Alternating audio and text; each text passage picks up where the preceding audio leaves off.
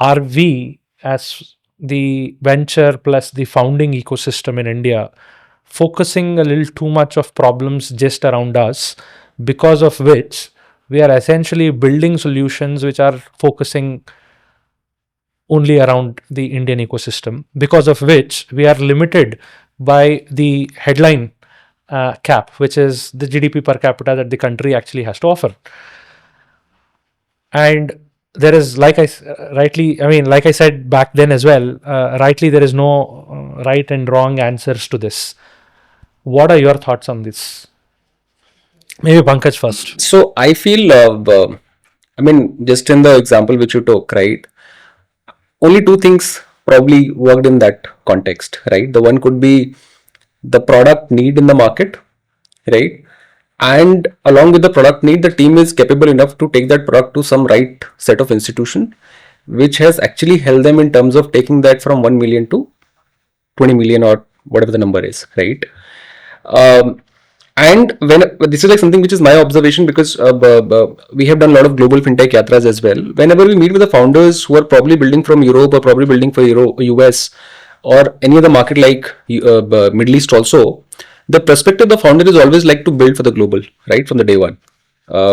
As compared to the people we meet here in India, right, they probably want to solve for the India first, and they may look at outside opportunity, or could be the people who directly, starting from the US or other markets, right?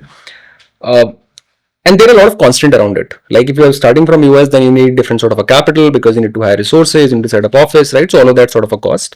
As compared to the people who are probably starting in India, they may not need probably that sort of a capital. So I feel this is very natural sort of a piece with what Indian founders are facing, right? And we are also not having depth of the capital like how other markets are having, right? Like the depth of the capital like Middle East is having or US is having. I think so this is like the fundamental reason which I feel not allowing Indian founders to take some of these sort of journeys, right? The capital depth is the first one.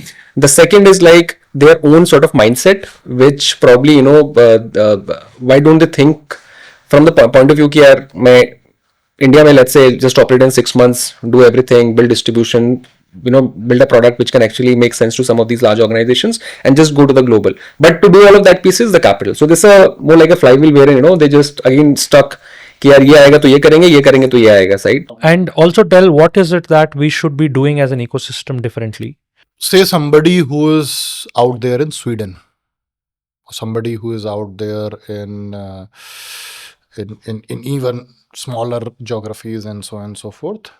They're very clear on day one of their journey कि यार Sweden में तो इतना ही लोग है, which is essentially in our nation, we are a nation of say a few millions.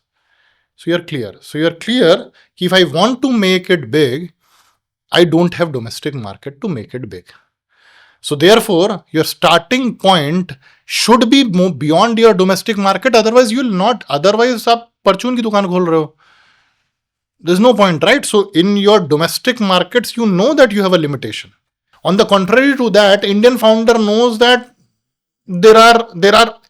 For me, the starting point is essentially not that I don't have geography or I don't have demography and all of that. So for them, it is very hard to neglect that piece. And it is not as if that the Indian value chain is not creating outcomes, because if you have 129 or 30 unicorns from the market and you are third or fourth largest in terms of number of unicorns globally, so which means that you also know that there are enough and more opportunities which are getting built at this point of time in your environment itself. So you are not constrained from the point of view of your geographical, demographical or any other advantage. So that becomes one big piece. The second piece which Pankaj talked about from a capital depth point of view. Now if you remove the Europe and the other parts of it, US, and frankly, when I went to Europe a few years back, the realization was that the number of investors who are out there in UK alone was more than all investors put together in entire Europe. So Europe essentially in that sense is capital constraint. If you look at much of Asia outside of India, Japan, China has limited venture investors per se. US is the holy grail of venture investing. But you'll also have to look at the fact that unlike US, much of us, specifically in Asia, to an extent part of Europe as well, we are first or second generation of entrepreneurs and venture investors. US started venture investing journeys in 40s in the post World War Europe, US and so on and so forth and all of that. Since that 40s journey, you have seen 4 to 5 generations of founders and investors. The generations of founders and investors also meant that what I talked in past in our conversation, Shubhanga, which is risk muscle. Your risk muscle got built over the period of time because you have seen so many generations of founders and investors. You know the multiplier and the opportunity which comes along with that. You see the outcomes which come along with that.